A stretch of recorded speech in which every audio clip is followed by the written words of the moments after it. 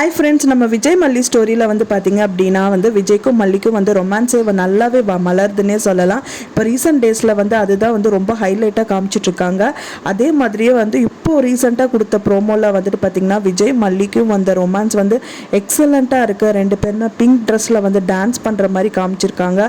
வசீகரா அப்படின்னு சொல்லிட்டு அவரை வசீகரமாக நினச்சி அவங்க மனசில் அவங்களோட லவ் ரொமான்ஸை அவங்க புழுங்குறாங்க அப்படின்னு சொல்லலாம்.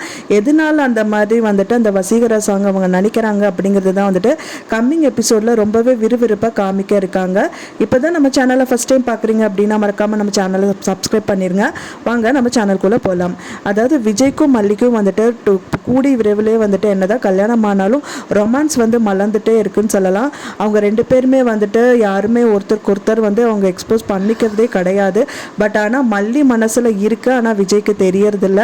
அது அவங்க என்ன பேசினாலும் பண்ணாலும் ஒரு நல்ல ஹஸ்பண்டாக அவங்கள பார்க்கும் போதெல்லாம் அவங்களுக்கு ரொமான்ஸ் ஒரு விஷயத்தில் இருக்குது. அது இப்போ சாங் மூலியமாகவே வெளிக்காட்டியிருக்காங்கன்னே சொல்லலாம். விஜயும் மல்லியும் சேர்ந்து கோயில் விஷயத்தில் டான்ஸ் பண்ணாங்க. அதுவே பார்க்கறதுக்கு ரொம்ப எக்ஸலண்ட்டாக இருந்ததுன்னே சொல்லலாம்.